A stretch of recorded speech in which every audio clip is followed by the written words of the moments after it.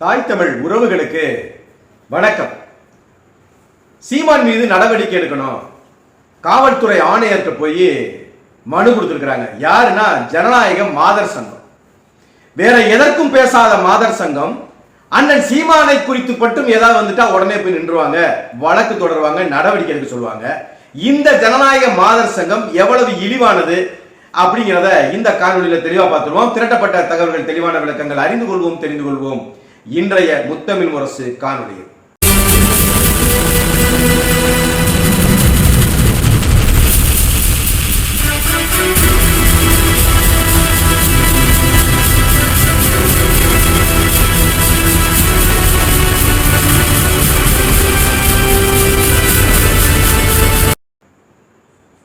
நேற்றைய தினம் அண்ணன் செந்தமிழன் சீமான் அவர்கள் பத்திரிகையாளர்கள் பேட்டி கேட்கும்போது ஒரு விஷயத்தை நிறைய விஷயங்களை பத்தி பேசுறாரு. அதுல குறிப்பா இந்த ரிதன்யாவுடைய இந்த தற்கொலை நடந்துச்சு இல்லையா, அதற்கு காரணமான வரதட்சணை கொடுமை.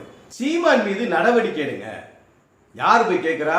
ஜனநாயக மாதர் சங்கம். எங்க போய் கேட்கிறாங்க? காவல்துறை ஆணையாளர்கிட்ட போய்.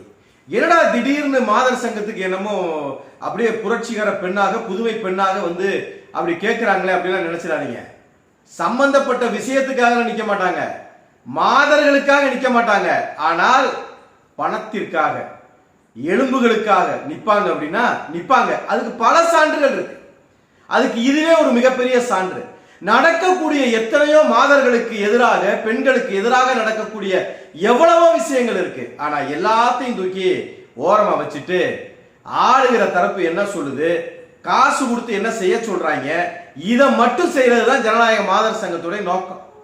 இவங்களுக்கு என்ன பிரச்சனைனா, அண்ணன் நேத்து பத்திரிகையாளர் சந்திப்புல என்ன சொல்றாங்கன்னா, ரிதன்யாவினுடைய அந்த வரதட்சணை கொடுமையினால ரிதன்யாவினுடைய அந்த தற்கொலைக்கு மாதர் சங்கங்கள் தன்னுடைய பங்களிப்பை கொடுக்கல அப்படிங்கிறத அவருக்கே உரித்தான பாணியில பேசுறாரு. மாதர் சங்கத்தை பத்தி மட்டும் பேசல, எல்லாரையும் தான் கேள்வி கேட்கிறாரு. அப்ப கூட வாயில என்ன வச்சிருக்கீங்க, ஃபெவிகால போட்டு ஒட்டிக்கிட்டீங்களான்னு மத்தவங்களையும் கேட்கிறாரு. அதே மாதிரி மாதர் சங்கம்ல என்ன பண்ணிட்டு இருக்கீங்க, நீங்க எல்லாம் டாஸ்மாக் சரக்கு வாங்கிட்டு படுத்துட்டீங்களா, மயக்க நிலையில இருக்கீங்களா அப்படின்னு சுள்ளுன்னு ஒண்ணு போட்டார். இந்த சுள்ளுன்னு போறது எதுக்குன்னா, அட வெங்காயங்களா நீங்க எல்லாம் என்ன செஞ்சுக்கிட்டு இருக்கீங்க, இவ்வளவு பெரிய விஷயம் நடந்துகிட்டு இருக்கு, ஆனா அதுக்கெல்லாம் நிக்காம எதுக்கெல்லாம் நிப்பே, நீ எல்லாம் எங்க போன அப்படின்னு சொல்லி கேட்டார். உடனே இந்த மாதர் சங்கங்களுக்கெல்லாம் தூங்கிட்டு இருந்தவங்க பூரா எந்திரிச்சு அப்படியே அண்ணன் கேட்ட மாதிரியே டாஸ்மாக்ல சரக்கு அடிச்சுட்டு படுத்தவங்களுக்கு எல்லாம் மயக்க நிலை போய் சுதாரிப்பு போதை தெளிஞ்சு இன்னைக்கு காலையில் நேர காவல்துறை ஆணையாளர்கிட்ட போயிட்டாங்க. போய் சீமான் மீது நடவடிக்கை எடுக்கணும், சீமான் மீது வழக்கு பதிவு பண்ணணும், அவர் மாதர்களை எல்லாம் இழிவா பேசிட்டாரு. எக்கச்சக்கமான பெண்களுக்கு அநீதி நடந்துகிட்டு இருக்கு, அதை பத்தி எல்லாம் மாதர் சங்கத்துக்கு கவலை இல்லை. யாரை நீ கிழிச்சு தொங்க விட்டுருக்கணும். இன்னைக்கு நீதிக்கு புறம்பாக, அநீதியாக, பெண்களுக்கு எதிராக நடக்கக்கூடிய அநீதிகளுக்கு எதிராக எவன் நிக்கிறானோ அவனுடைய படத்தை போய் கிழிச்சு போட்டேன்னா நீ உண்மையிலேயே ஜனநாயக மாதர் சங்கம். அதை விட்டுட்டு நீங்க எல்லாம் என்னடா பண்ணிட்டு இருக்கீங்க, இப்படி ஒரு குழந்தை, ஒரு பிள்ளை இறந்து போயிருக்கிறா வரதட்சணை கொடுமையில அப்படின்னு கேட்டதுக்கு வேகமா போய் கேட்டவரையே கிழிச்சுக்கிட்டு இருக்காங்க. போய் எங்க போயிருக்கு பாருங்க மாதர் சங்கம். கேட்டதே சந்தோஷம். அண்ணன் சொல்றாரா, எங்கப்பா போச்சு மாதர் சங்கம், இவ்வளவு பெரிய விஷயம் நடந்துகிட்டு இருக்கு அப்படிங்கிறதுக்கு அந்த மாதர் சங்க நிர்வாகியே சொல்றாங்க, அப்படின்னா அவர் கேட்டதுல எங்களுக்கு சந்தோஷம் தான். எது கேட்டதுல, ரிதன்யாவுக்கு சம்பந்தமா நீங்க என்னடா பேசிருக்கீங்க, எதுக்கெல்லாம் நிக்கிறவோ மாதர் சங்கம் அதுக்கு நிக்கல, எதுக்கெல்லாம் நிக்க கூடாதோ அதுக்கெல்லாம் பேசிருக்கீங்கன்னு கேட்டதுல அந்த அம்மாவே ஒத்துக்கிறாங்க. அப்படி சீமான் கேட்டதுல எங்களுக்கு சந்தோஷம் தான். அப்ப நடந்ததெல்லாம் உண்மைதான் ஒத்துக்கிறீங்க. அதுல அந்த அம்மா வேகமா என்ன சொல்றாங்க, மாதர் சங்கத்துடைய வேலை என்னங்க, ஒரு பெண்களுக்கு ஒரு அநீதி ஏற்படுதுன்னா வெகுண்டு எழுந்து போராட்டம் பண்ணணும்ல, உரிமையை கேட்கணும்ல. அப்படி கிடையாது. அவங்க சொல்றாங்க, நாங்கெல்லாம் சும்மா ஒண்ணு இல்லையே, சீமான் சொல்ற மாதிரி நாங்க ரிதன்யா இறந்தோனுமே, நாங்க ரிதன்யா வீட்டுக்கு போனோமே, நாங்கள் போஸ்ட் அடிச்சு ஒட்டினோமே, பத்திரிகைக்கு செய்தி கொடுத்தோமே, இதுவா பாரதி சொன்ன புதுமை பெண்? இதற்கா ஜனநாயக மாதர் சங்கம் போஸ்ட் ஒட்டுறதுக்கு போஸ்ட் ஒட்டவே போதும், பத்திரிகை செய்தி கொடுக்கறதுக்கு ஒரு செய்தியை கொடுத்து காசு கொடுத்தா பத்திரிகை செய்தி வந்துடும். ஏமா ரிதன்யா வீட்டுக்கு போனேன்னு சொல்றியே, ஏமா சம்பந்தப்பட்ட அந்த கவின் வீட்டுக்கு போனியா? இந்த தற்கொலைக்கு முக்கிய காரணமாக இருந்த கவியுடைய குடும்பத்தை போய் பார்த்து அங்க போய் கேள்வி கேட்க போனியா? அவங்க மேல நடவடிக்கை எடுக்க சொல்ல போனியா? அவங்க மேல நடவடிக்கை எடுக்கிறதுக்கு ஆணையார்கிட்ட போய் நீ கடிதம் கொடுத்தியா? அண்ணன் சீமான் மீது நடவடிக்கை போய் நிக்கிற. மாதர் சங்கத்தை பேசிட்டார், ஒரு சங்கத்தை பேசிட்டா வந்து நின்றுவ. ஆனால் இந்த சங்கம் எதற்காக இருக்கிறதோ ஆணையார்கிட்ட போய் நிக்கிறே. நீ ரிதன்யா இறந்த உடனே நீ அங்கே போய் நின்றுக்கணும். இன்னைக்கு நின்ன மாதிரி அன்னைக்கு போய் நின்று கவின் போட்டோவை பிடிச்சி கிழிச்சிருக்கணுமே, கவினுடைய புகைப்படத்தை எடுத்து கிழிச்சிருக்கணுமே, அவங்க மாமியார் மாமனார் படத்தை எடுத்து கிழிச்சிருக்கணுமே. அப்ப எங்க போயிருந்த? ஆனா இன்னைக்கு சொல்றாங்க இன்னும் 2 நாட்களில் பயங்கரமான ஒரு ஆர்ப்பாட்டம், கண்டன இது அது. அப்ப அன்னை முடுக்கி விட்டுருக்காருன்னு அர்த்தம். போதையில இருந்தவங்களை எல்லாம் தண்ணியை தெளிச்சு எழுப்பி விட்டுருக்காருன்னு அர்த்தம். இப்ப மட்டும் எங்க இருந்து வருது வீரம்? ரிதன்யாவோட அந்த தற்கொலை நடந்து எவ்வளவு நாள் ஆயிடுச்சு? இன்னும் 2 நாட்களில் இன்னைக்கு சொல்றீங்க. ஏமா இன்னைக்கு சொல்றாரு அந்த பொண்ணு இறந்து போய் எவ்வளவு நாள் ஆயிடுச்சு? அப்ப அண்ணே உங்க போதையை தெளிய வச்சிருக்காருன்னு அர்த்தம். தண்ணியை தெளிச்சு தெளிய வச்சிருக்காருன்னு அர்த்தம். என்ன வீரம் ஐயா, என்ன அப்படியே போட்டு பேப்பரை போட்டு கிழிச்சு. ஏன் ஞானசேகரன் புகைப்படத்தையும் கிழிக்கல நீ? இந்த ஈசிஆர் ரோட்ல பிள்ளைகளை நடுராத்திரில போய் மறிச்சு நிப்பாட்டினாங்க திமுக கொடி போட்ட வண்டி. ஆனா அவன் அதிமுக காரன் அப்படின்னு சொல்லுவாங்க, நீங்க நம்பணும். அந்த ஈசிஆர் ரோட்ல நின்னப்ப அந்த பொம்பளை பிள்ளையில இரவு 12 மணிக்கு நடு சாலையில வச்சு பயமுறுத்துறானே, அவன் படத்தை போட்டு கிழிக்க வேண்டியதானே? அதெல்லாம் பண்ண மாட்டேன். ஞானசேகரன் வழக்குல உங்க பங்கு என்ன பேசுவோமா? நேருக்கு நேர் விவாதம், டிபேட் பேசுவோமா? ஞானசேகரன் வழக்குல ஞானசேகரன் சம்பந்தப்பட்ட அந்த குற்றத்துல அண்ணா பல்கலைக்கழக மாணவிக்கு, அவங்களும் மாதர் தானே, அந்த மாதருக்காக ஏன் நிக்கல? எங்க நீங்க நின்னதை காட்டுங்க பாப்போம். இல்ல பொள்ளாச்சியில வந்து அப்படியே நாங்க ஒருத்தன் தான் குற்றவாளி, நாங்க எப்படி பாத்தீங்கல்ல, நாங்க அப்படி பிடிச்சோம். அதே மாதிரி ஞானசேகரன்லயும் யார் அந்த சார் அப்படிங்கிறதுல ஏன் உங்களுக்கு நிக்கல? நீங்க ஏன் அதுல நீங்க உடன்படல? ஏன் உடன்படல?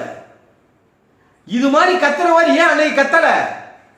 ஞானசேகரன் படத்தை பிடிச்சி கிழிச்சு போட வேண்டியதானே? அந்த ஈசிஆர் ரோட்ல குறுக்க மறிச்சு நின்னானே, அவனை போட்டு 2 அறைய போட வேண்டியதானே? இதே ஆணையாளர் அன்னைக்கு வந்து எங்கங்க அவன் அந்த ஈசிஆர் ரோட்ல பிள்ளைகளை வழிமறிச்சவன், மாதர்களை வழிமறித்தவன், நாங்கள் ஜனநாயக மாதர் சங்கத்திலிருந்து வந்திருக்கிறோம் அப்படின்னு ஏன் பேசல? ஸ்ரீமதிக்காக ஏன் பேசல? இன்றைக்கு வரைக்கும் ஸ்ரீமதிக்கு கொலையா தற்கொலையா தெரிஞ்சுச்சா? கொலைகாரன் யாரு? எவனாவது ஒருத்தராவது இருக்கானா? அதுக்கெல்லாம் நிக்கிற. அப்ப ஸ்ரீமதி மாதர் இல்லையா? கஸ்தூரின்னு ஒரு நடிகை தன்னுடைய கருத்தை சொன்னாங்க, கைது பண்ணி கொண்டு போய் உள்ள வச்சாங்க. அதுக்கெல்லாம் பேசல.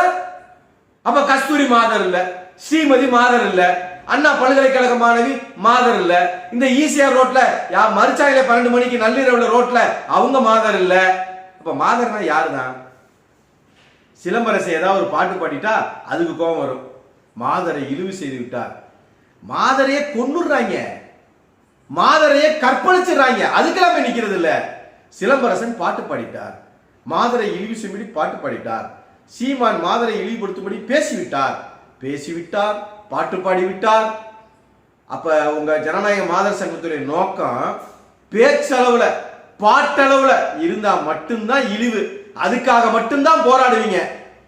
அண்ணா பல்கலைக்கழக மாணவிக்காக போட மாட்டீங்க, ஈசிஆர் ரோட்ல வழிமறிச்ச அந்த மாதருக்காக பேச மாட்டீங்க, ஸ்ரீமதிக்காக பேச மாட்டீங்க, கஸ்தூரிக்காக பேச மாட்டீங்க. நீட் தேர்வுல எத்தனை பிள்ளைங்க குழந்தைகள் இறந்திருக்கிறாங்க. படித்துக் கொண்டிருந்த மாணவிகள், எத்தனை மாணவிகள் இந்த நீட் தேர்வுல தோல்வி அடைஞ்சிட்டோமேன்னு இந்த நீட் தேர்வு குறித்து இறந்து போனவர்கள் அனிதா தொடங்கி துர்கா வரைக்கும் யாருக்காகவாவது இந்த ஜனநாயக மாதர் சங்கம் இது போல கிழிக்கிறது, நடவடிக்கை எடுக்க சொல்லி கத்துறது, இதெல்லாம் செஞ்சிருக்குதா? பள்ளிக்கூடங்கள்ல ஆசிரியர் பெருமக்கள்னால எவ்வளவு பெரிய பாலியல் வன்கொடுமைகள் நடந்திருக்கு. என்னைக்காவது இந்த கோபம், நீ கத்திரியை கத்து, இந்த கோபம் என்னைக்காவது வந்திருக்குதா? அதையெல்லாம் விட்டுருவான். இந்த திமுக ஆட்சியில ஒரு ஒரு ஒரு பெண் காவல் அதிகாரிக்கு இடுப்புல கிள்ளானே ஒருத்தன், எங்க போயிருந்தீங்க? அப்ப அப்ப அண்ணன் கேட்கிற மாதிரி கேட்க வேண்டியது வருதுல, அப்ப எங்க போயிருந்தீங்கன்றப்ப அந்த பேச்சு வரும்ல. அப்புறம் எங்களுக்கு அன்னைக்கெல்லாம் எங்க போயிருந்தீங்க? பூ பறிக்க போயிருந்தீங்களா? இல்ல பூ கட்ட போயிருந்தீங்களா? இல்ல யார் படத்தை கிழிக்கலான்னு போய் பிரிண்ட் போட்டு புகைப்படம் வாங்கிட்டு இருந்தீங்களா? பேசுனா நீ எல்லாத்துக்கும் பேசணும். நீ எல்லாத்துக்கும் பேசிட்டு இன்னைக்கு அண்ணன் இப்படி சொல்லிட்டாருன்னு பேசுனா ஒரு நியாயம் இருக்கு. நீ கேட்கறதுல எதுக்கும் பேச மாட்டான், அப்படியே பொத்துக்கிட்டு வந்துடும் இதுக்கு மட்டும். அப்படின்னா சரி, இந்த நாம் தமிழர் கட்சி அண்ணன் சீமான் செஞ்சத என்னைக்காவது பாராட்டிருக்கியா? இன்னைக்கு பேசிட்டாரு உடனே இப்படின்னு கத்துற, என்னைக்காவது பாராட்டிருக்கியா? யாருமே இந்திய அரசியல் வரலாறுல, உலக அரசியல் வரலாற்றிலேயே அந்த எத்தனை தொகுதிகள் ஒதுக்கப்பட்டிருக்கோ சரி பாதியாக, சரிக்கு சரி பாதியாக இந்த வேட்பாளர்களை நிறுத்தினது எங்கேயாவது நீங்க பார்த்திருக்கீங்களா? என்னைக்காவது அதை பத்தி பேசியிருக்கீங்களா? அண்ணன் செஞ்சத 117 ஆண்கள் 117 பெண்கள் பாராட்டி இருக்கியா? இன்னைக்கு கிழிச்சு போடுறிய, அதுக்கு நீ பாராட்டி இருக்கியா? அந்த வேட்பாளர்ல மட்டும் கிடையாது, அந்த பதவி கொடுக்கறதுல கூட அண்ணன் என்ன சொல்றாங்க, ஒரு தொகுதின்னு எடுத்துக்கிட்டா அதுல 2 மாநில ஒருங்கிணைப்பாளர் 2 மண்டல செயலாளர் அப்படின்னு சொன்னா ஒரு மாநில ஒருங்கிணைப்பாளர் ஆண், இன்னொரு மாநில ஒருங்கிணைப்பாளர் பெண். மண்டல செயலாளர்ல ஒரு ஆண் மண்டல செயலாளர் ஒரு பெண் மண்டல செயலாளர். அவர் என்ன சொல்றாரு, எல்லா சமூகங்களுக்கும் முன்னுரிமை, எல்லா சாதியில உள்ளவங்களுக்கும் அதுல உரிமை இருக்கணும், அதுல பங்கு இருக்கணும், அதுல பிரதிநிதித்துவம் இருக்கணும். அப்ப எல்லா சமூகங்களுக்கும் முன்னுரிமை, பெண்களுக்கு சம உரிமை. இதெல்லாம் நீங்க பாராட்டல, பாராட்டி இருக்கணும்ல. இப்ப நீங்க கேளுங்களேன், இப்ப கூட ஒண்ணும் குறைஞ்சு போயிடல. திமுக அமைச்சரவையில பாதிக்கு பாதி பெண் அமைச்சரவையில கொடுங்க, நாங்க ஜனநாயக மாதர் சங்கம் கேட்கிறோம். பேசுங்க பேசுங்க பாப்போம்.